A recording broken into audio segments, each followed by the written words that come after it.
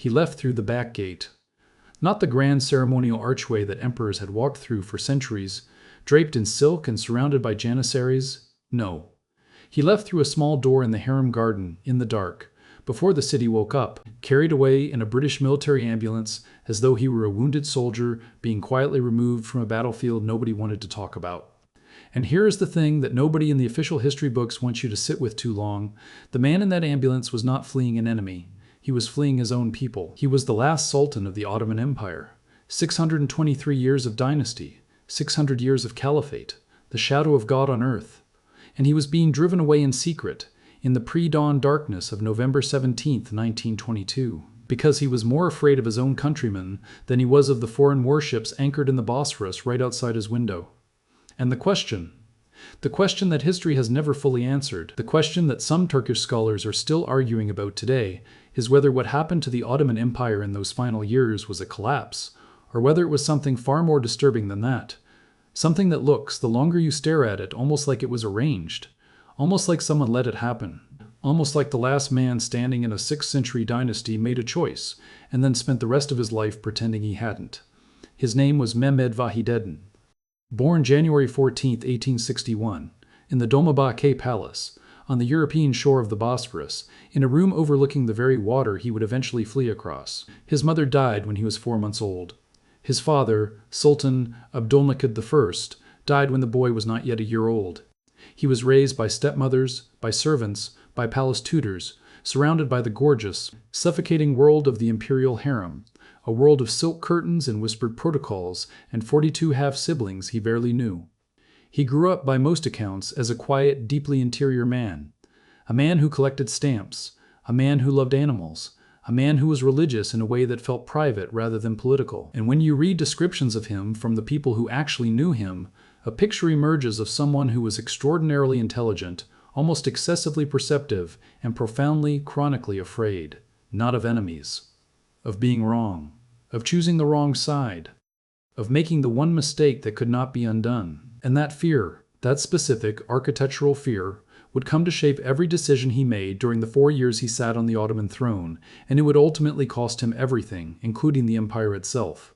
He became Sultan on July 4, 1918. The timing alone should have told him something. The First World War was not winding down. It was collapsing. The Ottoman Empire had entered that war in 1914 alongside Germany, convinced that it was the winning side, convinced that a victory against the Allies would halt the empire's long, humiliating decline, would push back the European powers that had been carving Ottoman territory away piece by piece since the 1820s. And for a while, just a brief, blinding while, it had seemed to work. The Gallipoli campaign in 1915 had been an Ottoman victory. The British had been driven back at Kut in Mesopotamia. There were moments when the empire felt, if not powerful, then at least not dead yet. But by 1918, 6 million people within the empire's borders were dead or starving. The armies in the Arab provinces were disintegrating. The British and Arab forces under General Allenby had swept through Palestine and Syria. The Caucasus campaign had collapsed. And Mehmed Vahideddin, the 36th Sultan of the House of Osman, was handed the throne of a dying empire on a July afternoon and told, in effect, to figure it out. He had been waiting for this moment for decades. And now that it had arrived, it was already too late. 1918. Signed aboard a British warship called HMS Agamemnon in the harbor of Mudros on the Greek island of Lemnos, and the symbolism of that ship's name, Agamemnon, King of Kings, commander of the Greeks at Troy, was either a coincidence or a cruelty, depending on how you look at it.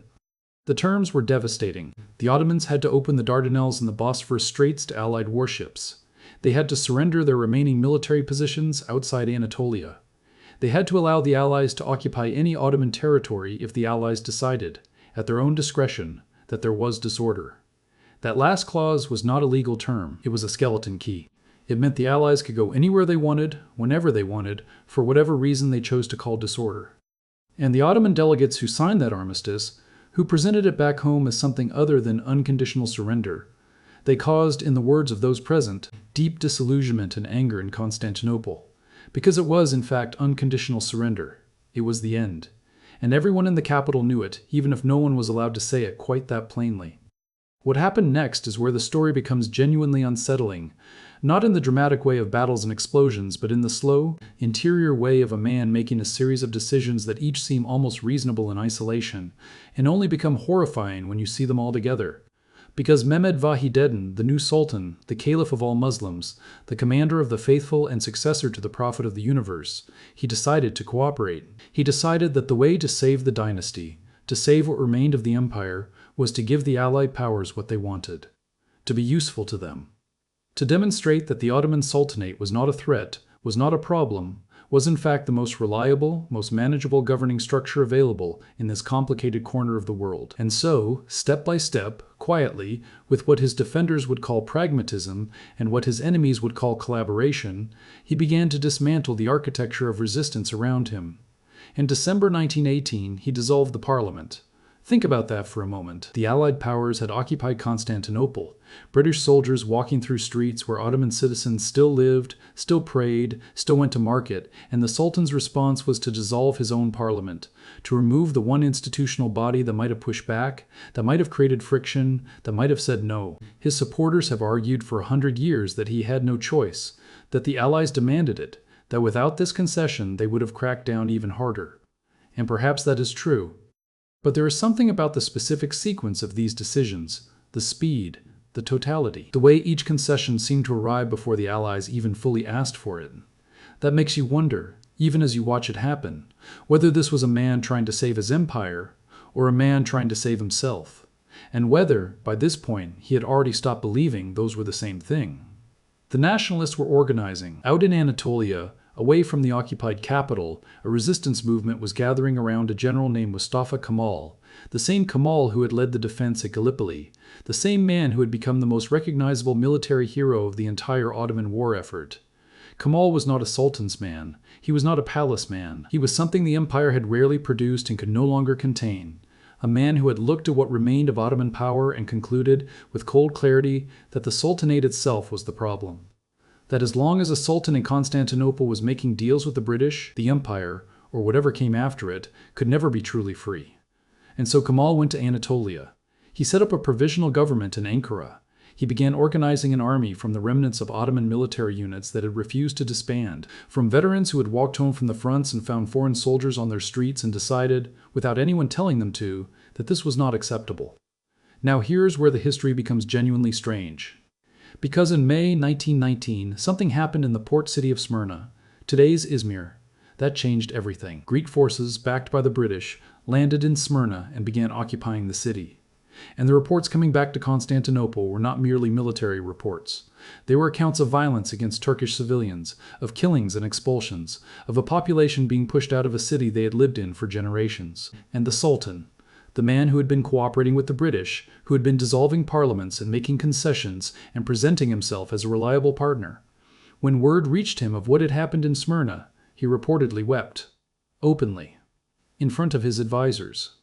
The Sultan of the Ottoman Empire, the Caliph of all Muslims, sat in the Dolmabahce palace with tears running down his face, looking out at the Bosphorus, and wept. And nobody recorded exactly what he said in that moment. Nobody wrote down what was going through his mind. But here is the question that has troubled historians for a century. Did he weep because Smyrna was lost, or because he suddenly understood that his strategy of cooperation was not protecting his people, that it had never been protecting his people, that the Allies were going to take what they wanted regardless of how accommodating he was? Did he weep because he had been wrong, or because he had always known he was wrong, and was only now allowing himself to feel it? It was around this time, some historians believe it was precisely in response to Smyrna, that Mehmed Vahideddin made a decision that nobody fully understands even today. He sent Mustafa Kemal to Anatolia.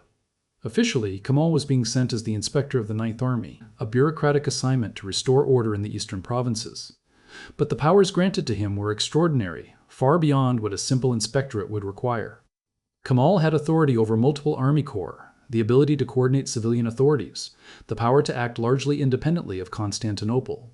And certain historians, most prominently the Turkish scholar Murat Bardakay, have argued that this was not a coincidence, that Vahideddin was secretly providing Kemal the resources and the cover to build a nationalist resistance against the Allies, that the Sultan knew exactly what he was doing when he sent Kemal east and intended for him to fight. This theory has never been definitively proven. Kemal himself, once he had won and had every reason to paint the old Sultan as a traitor and a collaborator, never acknowledged it. But the alternative explanation, that Vahideddin simply failed to understand what Kemal would do with those powers, requires you to believe that one of the most perceptive, most cautious men in the Ottoman court failed to see what was directly in front of him. And that possibility feels, to put it gently, unlikely. What is far more likely is that whatever Vahideddin intended, whatever private calculation he was making, it went wrong in a way he had not anticipated. And that the man he thought he was handling, the general he thought was his instrument, turned out to be something else entirely. Because Kemal did not restore order. Kemal built an army, and while he was building it, the Sultan in Constantinople was doing something that would become the single most damaging act of his reign. He was negotiating the Treaty of Sevres. The terms of that treaty, agreed in August of 1920, signed by Ottoman representatives at a porcelain factory in a suburb of Paris, were so catastrophic that reading them today still produces a kind of vertigo. The Ottoman Empire would give up all of its Arab territories to British and French mandates. Greece would control vast swaths of western Anatolia, including Smyrna and its surroundings. There would be an independent Armenia carved out of eastern Anatolia. There would be an autonomous Kurdistan. The Bosphorus and the Dardanelles would be internationalized, effectively taken out of Ottoman control entirely. What remained would be a rump state, a ghost of the empire that had once stretched from the gates of Vienna to the Persian Gulf, from the Crimea to the border of Sudan. And Mehmed Vahideddin, who had wept over Smyrna, who had sent Kemal to Anatolia, who according to some accounts deeply loathed these terms, he signed it. His representatives signed it while he sat in Constantinople and knew what was happening and did not stop it. He even convened a special council of advisors beforehand, a gathering of former grand viziers and generals and religious scholars, not to decide whether to sign, but to spread the responsibility, to ensure that when history asked who had destroyed the empire, the answer would be diffuse, would be shared, would not point with perfect clarity at him alone. That detail, the council convened not to decide, but to distribute blame. That is perhaps the most quietly devastating thing about Mehmed Vahideddin. It tells you everything about who he was. It tells you that he knew. He knew what he was doing. He knew what it meant. And he did it anyway. Kemal's nationalists refused to ratify Sevres. They called it illegal. They called it treason. And then? And this is the part that changes the meaning of everything that came before. They won. The Turkish War of Independence, fought between 1919 and 1922, was a military campaign waged against the forces that the Treaty of Sevres had legitimized. Great troops in western Anatolia, Armenian forces in the east, French troops in the south. And one by one, Kemal's armies pushed them back, who had advanced deep into Anatolia on the assumption that the international community would protect their gains, were routed in the summer of 1922 in a campaign so swift and decisive that the city of Smyrna, the same Smyrna whose occupation had made the Sultan weep, burned in September of that year. The fire that destroyed the Greek and Armenian quarters of Smyrna, the refugees who crowded onto the waterfront as the city turned to ash behind them, the Allied warships anchored in the harbor that took no action. Those images were burned into the memory of everyone who witnessed them, and they signaled, more clearly than any official announcement, that the old order was finished. The Treaty of Sevres was dead. The Allies were retreating. And Mustafa Kemal was no longer a general conducting a military campaign. He was the leader of a new country, forming around him in Ankara, and the Sultan in Constantinople was something he no longer needed to acknowledge. On November 1, 1922, the Grand National Assembly in Ankara voted to abolish the Sultanate. Not the Caliphate, not yet, just the Sultanate, the political authority, the throne. In a single vote, 600 years of the House of Osman's claim to political power was ended by a parliament that Vahideddin had never recognized as legitimate. And there is a detail about how this vote was conducted that deserves more attention than it usually receives. When the delegates debated the abolition, one of Kemal's opponents stood up and demanded to know on what legal basis the assembly was claiming the right to abolish the Sultanate. Kemal reportedly stood up, moved to the podium, and said, and I am paraphrasing here, that sovereignty does not belong to sultans, it belongs to the nation, and that the nation was simply taking back what had always been its own. The legal argument was thin. The constitutional basis was contested. But nobody in that room challenged it further. Because by November 1922, Kemal's armies had won the war, and legal arguments, in the aftermath of won wars, tend to have a way of becoming retroactively correct. Vahideddin received the news in the Dolmabahce palace. He was, by then, a man who had spent years in a state of continuous, low-grade siege, unable to leave the palace freely, surrounded by eunuchs and attendants and foreign soldiers and competing loyalties, watching the empire collapse in real time through dispatches and newspapers, and the occasional visitor who was brave enough to tell him the truth. And when the news arrived that the assembly had abolished the Sultanate, he did not fight it publicly. He did not issue a proclamation. He did not appear on a balcony. What he did was write a letter. On November 16, 1922, one day before he fled, he wrote to General Charles Harrington, the British commander of the Allied occupation forces in Constantinople. And the letter, which still exists, which has been quoted and analyzed and debated for 100 years, begins with these words: "Considering my life in danger in Constantinople, I take refuge with the British government and request my transfer as soon as possible from Constantinople to another place." He signed it, Mehmed Vahideddin, Caliph of the Muslims. Not Sultan. He had lost that title. Just Caliph, the spiritual leader of all the world's Muslims, writing to a British general, asking for a British escape route. And here's the thing that sits at the center of this story like a stone you cannot move, the thing that explains why a man who had been the most powerful figure in the Islamic world was, in the end, asking a Christian soldier for protection. By that point, there was nobody else to ask. He had spent 4 years making himself useful to the British, and now, when everything was gone and he had nothing left to offer them, he was cashing in the only thing that remained, the expectation that they would honor the relationship he had maintained at such enormous cost to his own people and his own legacy. He did not know, or did not allow himself to know, whether they would. They did, just barely. On the morning of November 17, 1922, a rainy morning, sources specifically note the rain, the gray light over the Bosphorus, Vahideddin woke up and got dressed and took care, deliberately and specifically, not to take any jewelry or valuables belonging to the imperial family, only his personal belongings. The palace staff who were present later said he moved quietly, efficiently, without apparent emotion. He had lunch the day before with his daughter, Ulvai Sultana, a detail so quietly devastating that it barely appears in most accounts. He had lunch with his daughter, knowing it was the last time he would see her in that palace, possibly the last time he would see her for years, and nothing in the historical record tells us what they talked about. Nothing tells us if she knew. Nothing tells us if she wept. And then, in the early pre-dawn hours of the 17th, he walked, not through the imperial gate, the great ceremonial entrance that sultans had used for generations. He walked through a small door in the harem garden, the back door. He was placed in a British military ambulance. He was driven to the pier. And from the pier, a motorboat took him out into the Bosphorus, to HMS Malaya, a British battleship anchored in the strait, a warship of the nation that had occupied his capital. And as the motorboat moved away from the shore, as the palace grew smaller behind him in the gray November rain, he was leaving the city that his ancestors had ruled for nearly 5 centuries. He was leaving through the back door. And the empire that had begun in the mountains of northwestern Anatolia in 1299, that had taken Constantinople in 1453 and sent tremors through all of Europe, that had administered 3 continents and built the Blue Mosque and the Topkapi Palace and the road networks and the legal systems and the hospital systems and the trade routes that had connected east to west for 600 years, that empire was leaving too. In an ambulance, in the rain, before the city woke up. Now stop, because here is where the story inverts. Here is the thing that changes everything you thought you understood about what you just witnessed. For 100 years, the official version of this history, the version taught in Turkish schools, the version embedded in the founding mythology of the Republic, is that Mehmed Vahideddin was a traitor, a coward, a British collaborator who sacrificed his people and his land to protect his throne, who signed the Treaty of Sevres and dissolved the parliament and crushed the nationalists because he cared more about staying in power than about the survival of the nation. That is the official version. And it is not wrong, exactly. It is just not the whole story.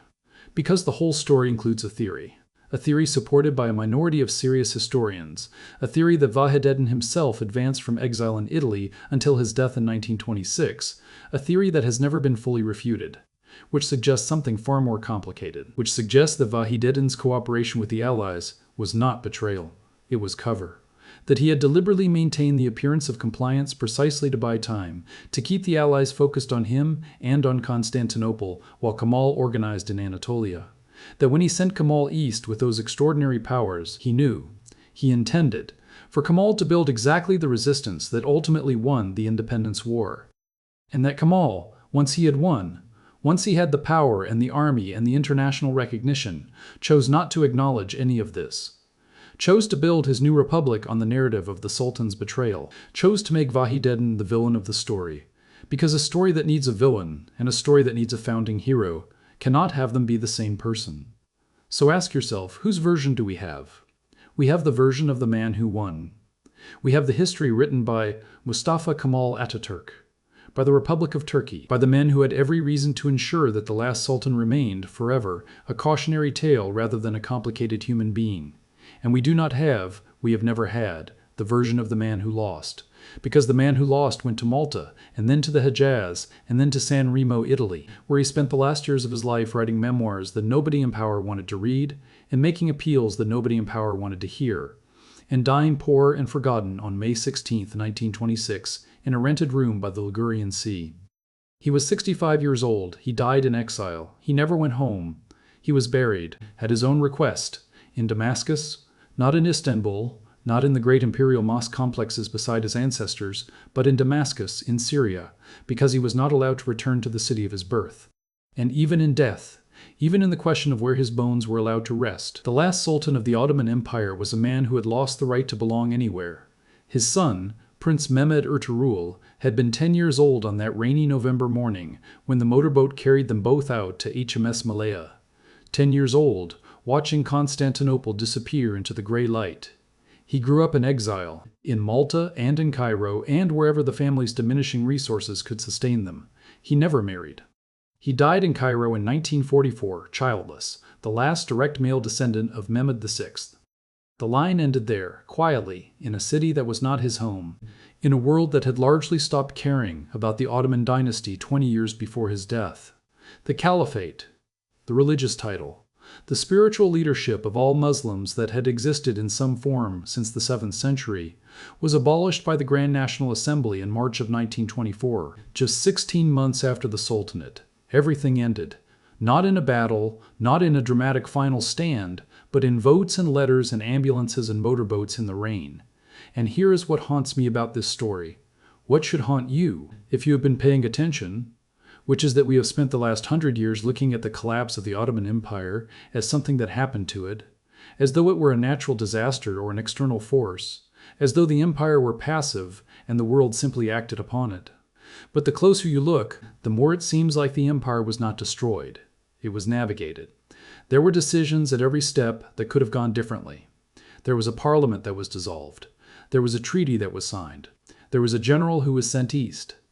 There were 100 moments where someone, the Sultan, his advisors, his ministers, the Allied commanders, Kemal himself, made a specific choice that sent the story in a specific direction.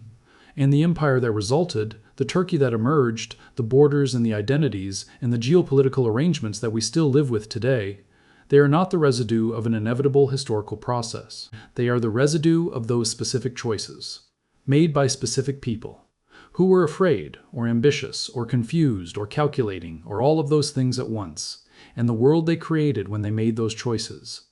The Middle East as it exists today, the borders that were drawn, the peoples that were displaced, the nationalisms that were born, the religious and ethnic tensions that have not stopped producing consequences.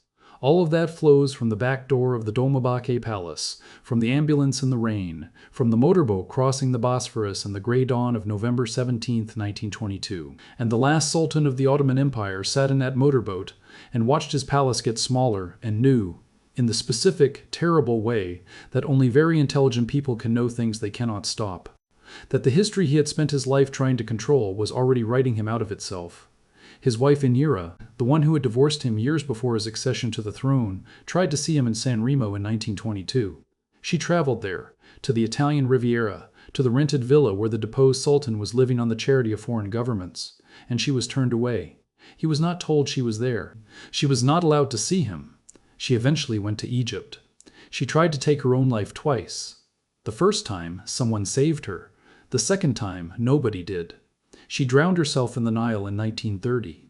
4 years after her former husband had already died in Italy, alone, still writing memoirs that the world had stopped reading, still believing, or needing to believe, that history would eventually understand what he had done and why.